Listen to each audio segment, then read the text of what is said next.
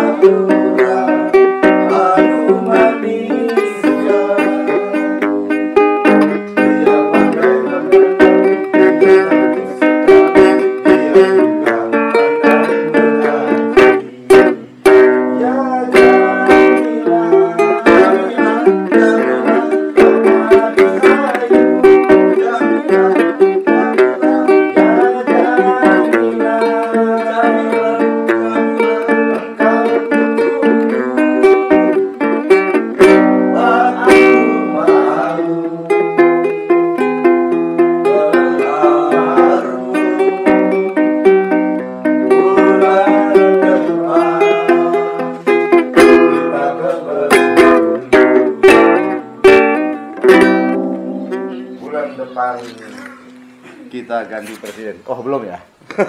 Oktober. Belum ya? Mas Oktober Face. Oke, teman-teman Ngoten Gayeng. Tema kita kali ini adalah apakah paslon 01 dan 03 akan menjadi oposisi apa merapat ke pemerintah. Meskipun sebetulnya KPU belum menetapkan, tapi sebagian masyarakat mengatakan udahlah, nampaknya 01 dan 03 udah kalah. Nah, yang jadi persoalan itu, Agaknya udah jauh. apakah mereka akan merapat ke pemerintah atau menjadi oposisi? Ya, karena kan kalau melihat gelagat-gelagatnya kemarin kan Surya Paloh sudah ketemu dengan Jokowi, ya kan? Nah, kira-kira siapa yang mau duluan nih? Kira-kira apakah kedua paslon itu akan menjadi oposisi? Dewan ya kalau gitu. Iya. Siap, kawan-kawan? Kalau nggak siap saya lempar lagi nih. Kalau nggak siap saya lempar lagi. Ya siap nggak siap. Saya sih. Wah, nampaknya Seperti halnya kita siap kalah, siap menang kan gitu. Ya. Tapi sekali lagi bahwa ini kan masih dalam proses penghitungan ya. Tapi tentunya saya pertarungan perdebatan kita cukup sengit ya dari kemarin itu. Setelah ini sudah tampak hasilnya gitu ya. Tapi sekali lagi bahwa kemenangan itu harus diproses melalui sebuah proses kemenangan yang membawa berkah. Proses di jalan yang benar. Ya. Kalau enggak resikonya kan ada yang jatuh, ada yang kecelakaan gitu ya. Jeding.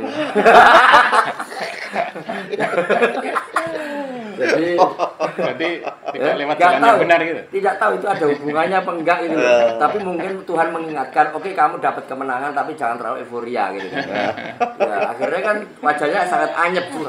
Enggak, pertanyaanku apakah dia ini jatuh ini karena euforia kampanye kemenangan atau memang kecelakaan? Ini satu pengorbanan kepada Pak Prabowo dan Pak Jokowi. Ya sebenarnya nggak dalih apapun sebenarnya nggak ada hubungannya dengan kemenangan capres ya. Saya yakin itu karena ngantuk. Ya.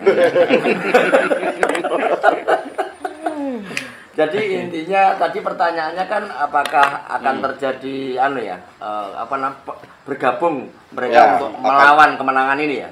Enggak, bukan. Apakah mereka itu setelah kekalahan ini mereka akan berkoalisi sama pemerintah yang akan dipimpin oleh Prabowo atau mereka mengambil posisi sebagai oposisi? Ya saya kira Pak John, Waduh, jangkrik banyak. iya ini rumahku, tapi kayak selasa pedesaan. Ya. Saya kira gini Pak John, pertanyaannya terlalu tajam langsung menukik kepada pertanyaan itu, tapi prosesnya bahwa mengapa itu terjadi, karena ada proses di mana pemilu kali ini adalah banyak yang berpendapat ini pemilu yang paling buruk. Sehingga polemik terjadi. Kalau mau kita nggak ingin kembali, tapi proses MK bagaimana terjadi kecurangan-kecurangan gitu kan, pada akhirnya inilah puncak, belum puncak sih, tapi mereka masih sedang mengkonsolidasikan yang kalah-kalah tadi, yang paslon 1 dan paslon 3 itu ada kemungkinan itu akan mempertanyakan terjadi kecurangan-kecurangan, sehingga ujung-ujungnya ya mereka akan kompak bagaimana ketika di parlemen nanti mereka mengusulkan bagaimana hak angket. Itu jalan yang paling efektif itu. Nggak ada pembalasan dendam, bukan dendam ya, pembalasan yang paling efektif kecuali di parlemen. Karena mereka-mereka yang bergabung antara Anies sama Pak Ganjar ini kalau di parlemen cukup dominan besar. Ya, sebentar Bon. Agak terganggu saya, malah ke distract saya. Ini yang mana bunyi? Coba ini ambil dulu. Bawa aja ke belakang. Dua-dua tuh. Mana lagi? Satu lagi. Ini bunyi. Ini bawah. Jadi dia ikut yang lain bunyi semua ada. Ini ada nggak? Ada. Ya udah taruh. Ini bukan suara burung, maksud jangkrik malah. Kita syuting di rumah. Udah biar aja. Kalau nggak ada yang bunyi dia nggak ikut bunyi nanti. Karena kenceng sekali itu Mas kalau di audio tuh. Langsung rendam air panas aja. Taruh di belakangnya, nggak apa-apa kalau di belakang jauhan gitu. Ini deket banget soalnya. Biar ada aja. Oke. Nah persoalannya itu, Won. Iya. Saya paham, tapi kalau pertanyaannya langsung jebret gitu, langsung syuting kita hanya kesimpulan. Maka kan kenapa alasannya mengapa mereka harus berkoalisi atau tidak, bergabung dengan pemerintah, harus ada sebab-sebab. Ya. Ini apa namanya? Kalau saya katakan tadi pemilu ini pemilu paling buruk ya. Ini syuting yang paling buruk, suara jangkrik, suara tikus. Iki omah apa wahana pun binatang. Ya, jadi begitu Pak John, ini baru wacana. Karena yang menggelontorkan kata-kata bahwa ini hak angket adalah Ganjar. Tapi Ganjar pun itu mungkin secara pribadi sebagai paslon. Tapi Ibu Megawati apakah sudah merestui? Karena tanda-tanda bahwa ini terjadi, Pak Jokowi sudah antisipasi di parlemen mungkin tidak dominan, maka AHY segera dilantik supaya apa Demokrat mendukung kalau nanti di parlemen. Oh, sebetulnya mungkin analisamu kurang tepat saya pikir. Karena kalau AHY memang otomatis memang koalisinya mereka. Ya. Sebetulnya yang ditakutin itu paslon 1 dan 3 bergabung. Ya. Nah, itu suaranya lebih banyak di parlemen ketimbang koalisinya mereka. Tapi Amin bergabung loh sekarang. Nah, iya makanya. Sekarang Tapi yang ketir-ketir kan ketika Pak Anies dengan Pak Ganjar itu kan didukung oleh beberapa partai. Kalau cuma partainya adalah partai P3, terus partai apalagi yang kecil-kecil ya, PKB itu ya, mungkin kurang kuat, harus didukung Nasdem. Sementara mengkhawatirkan Nasdem, Bapak Paloh diam-diam itu ngelewati dapur menemui beliau gitu loh. Oke, sekarang saya lempar lagi ke siapa ini menanggapi? Mas Jeding coba, Mas Jeding. Kira-kira menurut perkiraan Mas Jeding. Ada kemungkinan kecil jadi koalisi. Jadi tergantung bagaimana kingmaker kita, Jokowi itu menegosiasi. Jadi kan sudah ada isu nih, Jokowi mau ketemu sama Bu Mega, difasilitasi Hamengkubuwono. Sudah jelas Jogja bergabung karena sudah mau memfasilitasi. Oh, tapi kalau itu sebelum pemilu Mas itu udah apa namanya isu itu udah berhembus kalau itu. Itu artinya sedang ngambil sikap sebelum pemilu. Jadi bagaimana negosiasinya dan bagaimana Jokowi menyampaikannya, apa keuntungan buat PDIP setelah dia bergabung.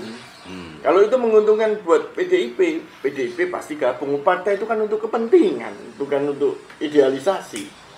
Jadi saya pikir kalau misalnya paslon 2 ini tidak egois, tujuannya untuk negara dan itu untuk kebaikan bersama, saya pikir semua akan mendukung.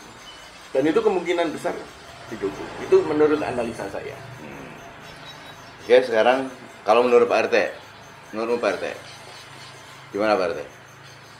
Dengan pertanyaan yang sama ya. Tentang mungkin membuat oposisi ya.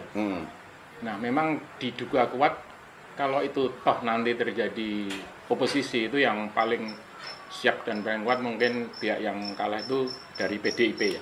Dan itu mungkin dia juga udah menyatakan bahwa Jangkrik bos. Aja Pak RT. Aduh. Goyang aja itu. nah itu untuk memberi keseimbangan semua idealnya. Nah, saat ini memang yang paling dominan atau paling siap memang PDIP, mau nggak mau tetap oposisi. Nah, tapi nanti tergantung dari partai-partai lain. Nah, ini kemungkinan yang paling kuat atau cenderung bergabung itu antara PKS, PKB, Nasdem. Tapi Nasdem saat ini kan kemarin ada pertemuan ketua partainya. Nah, ini masih apa ya? Masih pelik lah. Jadi antara PKS dan PKB itu kemungkinan bisa ya menjadi oposisi karena membuat keseimbangan. Nah, tapi idealnya itu bisa 3 partai itu tambah 03, nah itu akan berimbang. Nah, ini bisa pemerintahan bisa disorot, bisa di cover, bisa dikoreksi lebih berimbang. Tapi ntar kalau pemerintah terlalu kuat juga nggak bagus juga kan. Ya. Akhirnya kan nggak ada yang ngecek, nggak ada yang ini, nggak ada yang koreksi. Nah, saat ini dengan dugaan saya yang paling kuat untuk oposisi itu mau nggak mau PDIP. Nah, tergantung dari partai 01 itu gimana. Ini kan perpolitikan masih berjalan, terus penghitungan juga masih berjalan, terus putaran 1 atau kedua juga belum pasti juga kan. Tapi diduga kuat terjadi 1 putaran. Nah, kita tunggu nanti sampai penghitungan tanggal 20 Maret ini kan ketahuan gimana nya. Nah, nanti baru ketahuan partai-partai ini yang lain mau bergabung atau enggak. Ini biasanya lihat-lihat situasi. Mungkin begitu dulu. Jadi ojo kesusu seneng Mas, ini kan masih pertarungan belum selesai. Jangan salah. Tapi pertarungan belum Karena selesai di PDIP itu suaranya paling rendah kemarin. Oh, sebentar. Anu presidennya. Oh iya. Ya. Tapi Kalau soal calegnya itu gampang ya orang yang kenal sama calegnya pasti nyogok caleg. Makanya aku seneng Ganjar ngomong percaya nek aku itu rendah jumlah Karena artinya dia mencurigai. Aku percaya. Karena elektabilitas Ganjar memang kurang. Enggak, sebetulnya gini. Untuk ini harus diluruskan. PDI itu sekarang ini untuk kalau kita melihat quick count, PDI itu adalah partai pemenang. Ya. Untuk kepartaiannya, untuk partai ya, bukan calon partai. Untuk soal partai, bukan soal calon presidennya.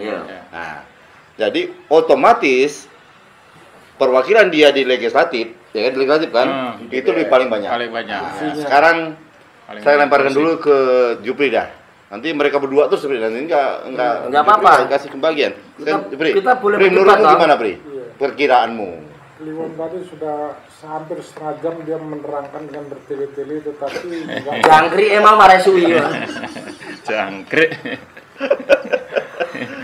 Jadi menurut saya singkat aja, PDIP sudah tegas mungkin, dan sejak sebelum pemilu ini dia sudah tegas mengatakan kalau dia akan oposisi. Konyol rasanya kalau kemudian dia akan tergabung menjadi koalisi di pemerintahan. Nah, kemudian pasangan pendukung pasangan partai yang mengusung 01 pasangan yang mendukung 01 ya. Ini suaranya akan terpecah menjadi koalisi, juga sebagian akan menjadi oposisi. Saya rasa begitu akan kejadian. Ya. Jadi sebetulnya kalau PDI kemungkinan besar saya membenarkan apa kata Jupri sih sebetulnya. Karena PDI itu memang pernah jadi oposisi, murni oposisi ketika SBY berkuasa. Nah, jadi sebetulnya pentingnya ketika negara demokrasi itu memang harus ada oposisi. Jadi apapun kebijakan pemerintah itu jadi nggak ditelan mentah-mentah. Harus ada juga yang keseimbangan, penyeimbang. Tapi kalau oposisinya terlalu kuat juga tidak baik juga buat pemerintah. Iya dong. Contohnya begini misalnya, Prabowo mencanangkan makan siang gratis. Tidak otomatis itu bisa berjalan, karena apapun itu harus ada persetujuan dari DPR. Ya, paham aku. Jadi kalau misal itu bisa jadi nggak jadi. Kalau DPR tidak menyetujui. Nah makanya akhirnya kan terjadi lobby-lobby politik toh, gimana supaya itu bisa berjalan. Itu. Nah sekarang apa sih pentingnya maksudnya? Kalian mana loh? Sekarang apa? Kubu kono terus ya. Oh iya. Nah sekarang ya. Apa pentingnya sebetulnya? Apa pentingnya ketika sebuah partai itu menjadi oposisi atau bergabung ke pemerintah? Kalau pemerintah jelas ya, kekuasaan ya kalau bergabung. Cuma kalau dia oposisi, pentingnya sih apa sebetulnya perlunya? Kalau oposisi, ya ketika dia beroposisi, ya dia memang betul-betul partai yang sangat idealis seperti PKS, sangat istiqomah. Ya karena orang oposisi harus siap partainya miskin, nggak dapat program-program, anggaran, nggak ada di dalam kementerian dan sebagainya gitu loh. Kalau PDI sudah terbiasa antara oposisi pernah terus menjadi dominan di pemerintah, mama sekarang oposisi, ya no problem juga, gitu loh. Tapi sebenarnya gini Pak John, ini kan persoalan yang belum selesai, rekapitulasi masih terus proses. Terus ini pada mengumpulkan data-data bagaimana kecurangan-kecurangan yang terjadi itu masih gitu loh. Karena apa? Ini sebenarnya bukan kemenangan Pak Jokowi. Sebuah proses yang terjadi bukan pengaruh Pak Jokowi kemenangan ini, Pak John. Setuju nggak setuju? Nggak setuju. Loh, aku setuju. Karena apa? Kalau pengaruh Pak Jokowi itu semestinya ya PSI itu masuk ke Senayan. Ternyata enggak. Ini pengaruhnya bukan beliau, tetapi pengaruh bansos.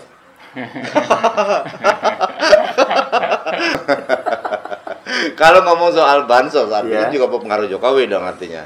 Kan yang mengeluarkan bansos juga dari pihak pemerintah. Bahkan Jokowi bagi-bagi langsung. Iya, itu loh makanya. Jadi kira-kira nih menurut Kliwon, ternyata kemenangannya Prabowo itu ternyata bukan pengaruhnya Jokowi. Kalau pengaruh Jokowi, PSI harusnya masuk Senayan dong ya. Foto-fotonya ini masuk akal juga sih. Kaisang, fotonya Kaisang ada Pak Jokowi, makanya pengaruh. Jadi Kliwon ini terlalu naif.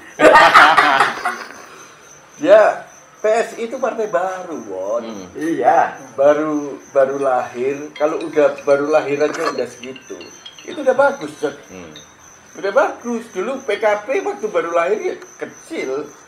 Iya. Tapi kemudian pemilu berikutnya besar. Ya artinya Pak Jokowi tidak memberi pengaruh ya? Bukan. Jadi kemarin itu saya lihat bukan pengaruhnya Prabowo, bukan pengaruhnya Jokowi. Karena orang puas dengan kinerja Jokowi selama 2 periode. Ya puas lah, rutin ya, bansos dan sebagainya kan rutin. Nah, itu memang program pemerintah ya. Iya, tetapi menjelang pemilu itu langsung dibrek dintai bulan yang besok itu.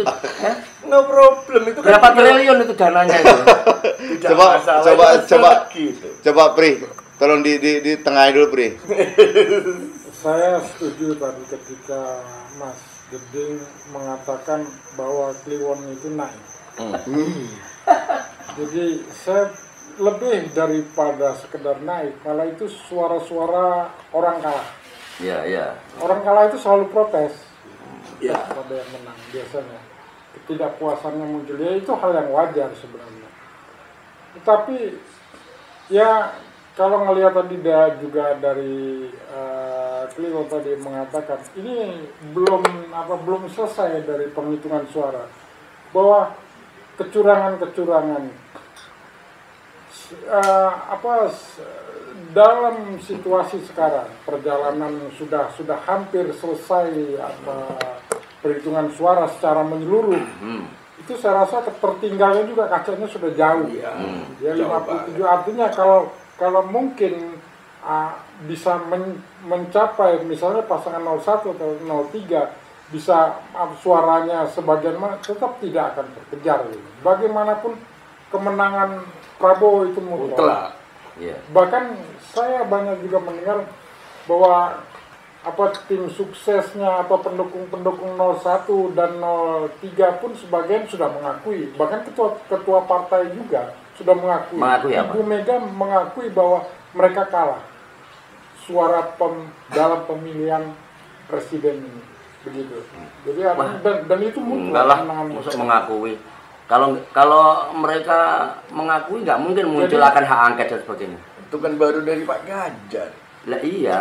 Kalau beda 5%, oke lah.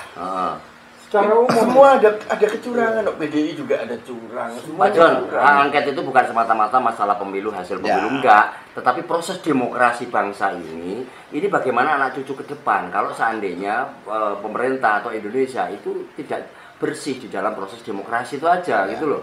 Kan itu didahului dosen-dosen, guru besar, ini responnya begitu. Tapi kita tunggulah proses penghitungan berjalan, lalu hak angket kalau mau direalisasi yo kita lihat nanti. Artinya hak angket itu kan mungkin usulan juga tidak sebagian besar ya. Artinya sebagian orang, tapi sebagian besar juga sudah mengakui gitu. Jadi ya wajar lah, itu hal yang wajar. Ya begitu ya sangat antusias mendukung dan memperjuangkan pilihannya, sementara dia harus memperjuangkan hidupnya gitu loh.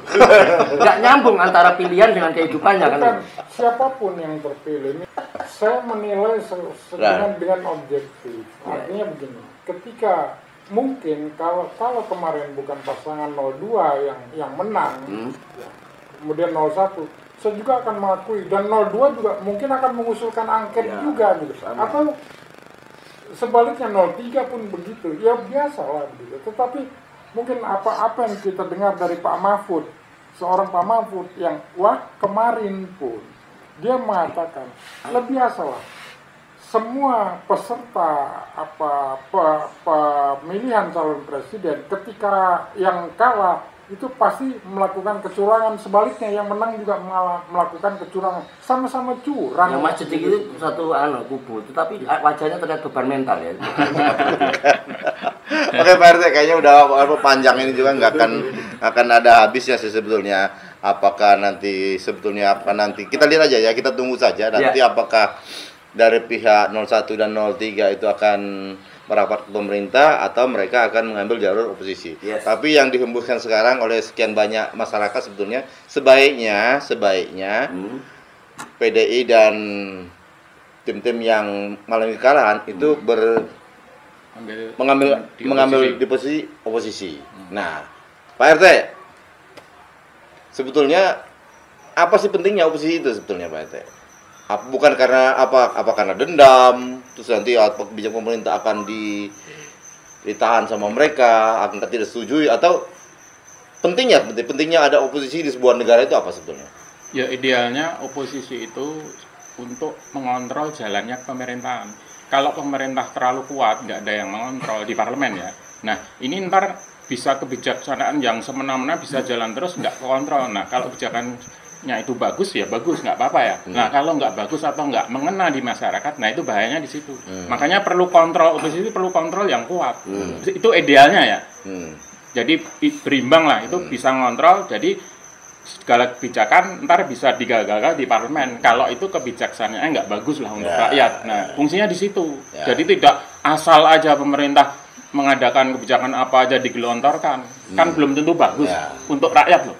Nah itu perlu oposisi untuk mengontrol itu, jadinya digagalkan di parlemen. Jadi nggak disetujui lah gitu. Jadi itu artinya bukan berarti oposisi juga selalu menentang kan begitu? Oh tidak. Enggak, makanya kan kebijakan-kebijakan yang tidak bagus, khususnya yang tidak bagus untuk rakyat gitu loh. Biasanya gitu. Itu kontrolnya di oposisi dan itu di parlemen tuh jalannya. Biasanya begitu. Jadi gini, kalau memang ya benar kata Pak RT, memang kalau pemerintah terlalu kuat itu pernah terjadi di negeri ini. Tahun Orde Baru. Nah, Orde Baru itu semua kebijakan pemerintah tuh jalan terus. Tangan aja semua serentak. Karena pemerintahnya terlalu kuat. Dan apa yang terjadi akhirnya terjadi 98. Seneng aku omongannya Pak Iko yang sekjen PDI. Omong-omong kayak demonstran kabeh.